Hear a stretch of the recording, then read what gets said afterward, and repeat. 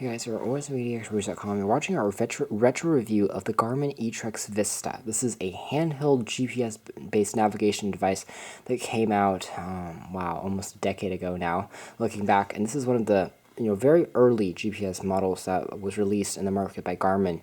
And it was, again, as you can see from the form factor, very bulky and heavy to carry around. But at the time, it was very portable.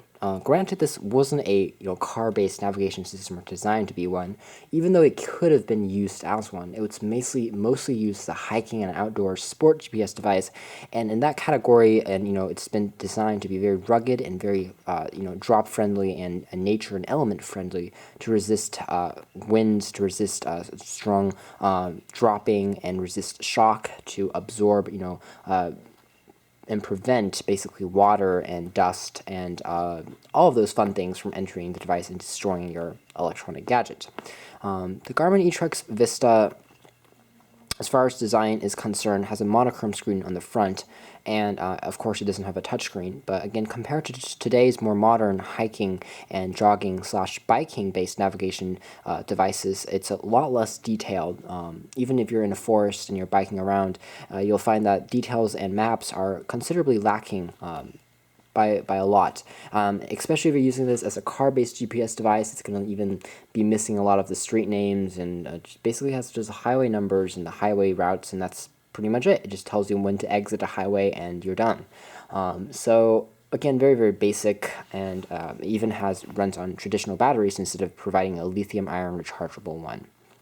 Now, the Etrex VIsta comes in multiple colors. You have the silver version here, but it also comes in a translucent or a transparent, almost blue, and that's pretty cool because you can see the internals of this thing. Otherwise, it's pretty grip-friendly and it's easy to hold. The front of the device is actually dedicated by a little jog dial on the front.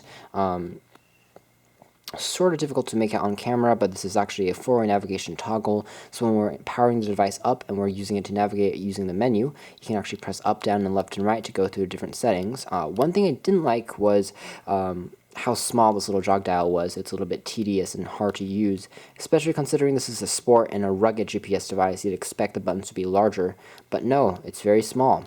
So that's something that I didn't particularly love or fall in love with. Let's take a look at some buttons on the left. We'll find access to a up and down key. These are basically going to take you through menu navigation, going up and down through different lists. We also have a search key. This allows us to search different locations on a map, points of interest, and stuff like that. On the bottom, you have a little lanyard hole, and on the right-hand side, you have access to backlight on and off, a power on and off. Also, this is just a menu. This is a menu drop-down key for bringing up more options and navigation settings when we're already in the maps or a different menu, and we're going through our GPS services. To turn on the backlight when the device is already on, you basically hold it for a few more seconds, and now when it's already on, you basically press it once more, and the device will have its backlight initiated. Now, the backlight is kind of feeble, but it is there, and especially if you're in darker conditions, like in a car or something, it actually works pretty decent, especially at night. With that in mind, this is a monochrome screen, so it's designed to be eye-friendly and not, really straining on your eyes like LCDs can be when you stare at it for long periods of time.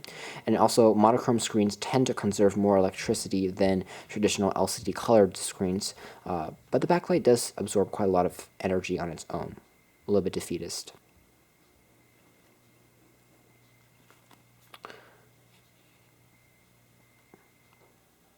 The top of the device also houses a connection socket, which allows you to input it into a cradle for charging it and also for syncing it up to a computer. This comes included in the socket. It's protected again by this rubber socket. And beneath this option, we have access to remove the rugged back cover, which again shows that the device is powered by two traditional AA batteries, and a single, refill of batteries is going to last you for quite a bit. So as far as battery is concerned, it lasts through a nice amount before you have to go and refill these, which is a nice feature. Let's see if I can get this back on. I need to rotate this lock and then swap it down. Now it's secured in place, and now I can drop it in water and stuff, and it should still be fine. Compared to today's standards, locking a satellite reception is extremely difficult. If I'm if I have a tree blocking the sky, if I'm driving downtown, if I have a building that's too high, it's going to lose satellite reception almost instantaneously. And as a result, it's very difficult to be in a place where I can always get reception and be able to go, for long extended periods of time. Perhaps if I'm in a national park where things haven't really changed since the time this thing was developed and researched and created, then things are actually kind of okay and they work as expected. But otherwise, locating the satellites is something that's going to be very difficult, especially in the metropolis that we see, that we live in here in the United States in the 21st century. When you power the device on, you're greeted to this main screen. Screen is really easy to read. Viewing angles are pretty acceptable. You can even see it under direct sunlight because it's monochrome, like e-ink. It's rugged, and that's good. Otherwise, pressing the search key will allow us to find different navigation options, and we can see that in addition to going up and down through these buttons, we can also select using the jog dial. For example, I can find waypoints, favorites, cities, and exits, points and interests, addresses, and intersections. And for example, if I wanted to find cities, I can press on that by name. And if I do that, I'm going to bring up a virtual keyboard. So if I wanted to do something like Seattle, I will type that up and go down S. So again, it's a little bit harder to search for, but it's automatically going to try and find it as I'm typing. S-E. I'm going to press down on the jog dial to say OK. S-E-A. No, I can't find it. T-T.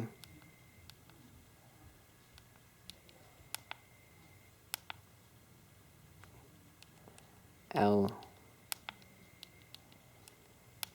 Seattle. There we go. I think I found it. So I'm going to say OK and simply select the first one there. It's going to show me the distance that it's from my current location, but since it hasn't really locked down my location yet, it's basically from the place I was last time I used this thing, which is, again, almost a decade ago. But otherwise, you have that option. It also shows your bearing, which is actually your location. The compass on this thing actually works really surprisingly well.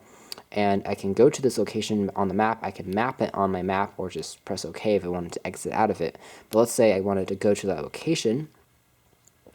Initially, it's going to bring up a compass to show me I'm heading northeast right now, and it's going to show me my elevation is at 425 feet, so above sea level, I presume. But anyways, it's pretty interesting because the compass actually is very sensitive. Even as I'm rotating this thing, it works really well. So at the very least, even if your satellite reception, it's going to be difficult to find, you have a compass to play around with.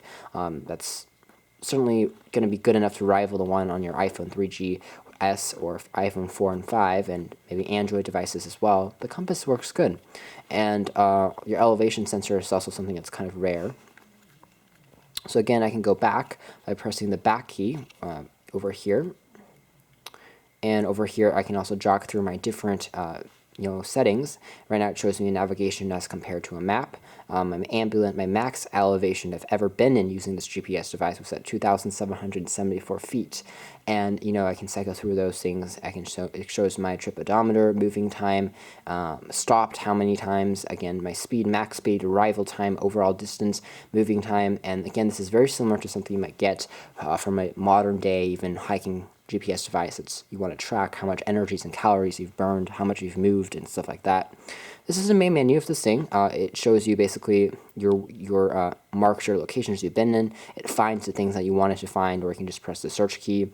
It also shows you your route numbers, your track numbers, your accessories, and it also has a setup agent, your backlight information, and battery information. It shows I have a full battery right now, and also has a time and a date. So it shows me what time it is right now.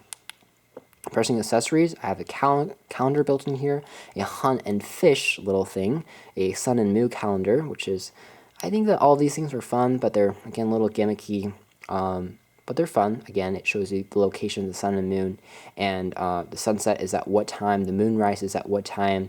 Certainly it's useful, especially if you want to use this as a hiking thing, because you can see, oh, the sun is going to set in about 5 hours, and I probably have to head back now when I'm hiking, or, I want to catch a sunset, so I want to get to the top of that hill before this time. So it's easy to use, intuitive, nice extra features included. Let's go back. As far as the calendar is concerned, a very basic calendar. I can add notes though, which is always good. And pecking out notes though is very... I would not want to do that because it doesn't have a QWERTY keyboard. I'm basically reduced to hunt and peck, which is even slower than a T9 style keyboard, and I have to use this pretty tedious jog dial to go through things. But after I'm done, I can press OK, and it's going to save that memo on the 11th. So there we go. It actually works as advertised. Finally, let's see the hunt and fish. I actually haven't used this. I don't remember.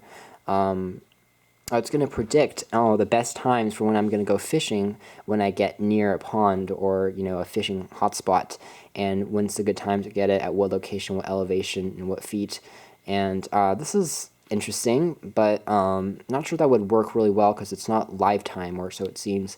So I don't think it's going to automatically update as I get, to one location to another, which is not as useful. A setup agent, which allows me to set up the time, the units, our heading, the display brightness and contrast information, the interface, and some system information. Going back again, we have tracks, basically logging stuff that's been saved onto this little handheld GPS computer. Routes, kind of like car routes, or where I've been recently. I can add a new one, and I can create 20 new routes, and then after I've accomplished that, it will automatically just save that in an archive, and archive it, and then I can create a new route when I'm hiking or traveling. I have to reach A, B, and C points before I can go on. Stuff like that, just makes it easy to use, especially if you're on foot rather than on a car. You can also find locations, like I said, mark locations on a map. It's all easy to use, but again, you can find cities, you can find exits on highways, and services, rest areas, and services. I don't think, well, there are Snoqualmie Pass stuff, cabin stuff, and golf courses. So again, you have a lot of services that are built in, but it's very generic, very rough. Certainly, it's not going to beat something like a real GPS device that's going to be designed for car usage, because the Etrex, again, was, even at its time, designed for use on foot rather than on car. So it's not going to be able to compete in terms of points of service and points of interest in restaurants and stuff. It doesn't have anything like that. It has basic information for fishing, a compass, a very basic map that shows when you're going to exit on a highway, and you can create, mostly it's used for creating your own routes when you're hiking and showing you your time information and logging information for use when you get back and check out, how much have I walked and did I meet my goal or not. A little bit blending the line between fitness and also GPS navigation. So the Etrex VIsta, again, a very revolutionary product because it kind of paved the way for this type of technology in today in the 21st century. And it's interesting to see how, over 10 years later, this technology has really evolved. Feature-wise, it's already pretty feature-packed, but I mean, the main thing here is that the signal reception on this is horrible, and it's very, very bulky. It does a good job at what it promises to do, but again, it's really difficult to get a lock in the cities these days, so kind of worthless. But still, if you're looking for something to collect, it's a nice piece by Garmin that came out way, way, way back then. So thanks for watching this video retro review here at osandvtxreviews.com. That was just a look back at the Garmin Etrex VIsta original GPS navigation device.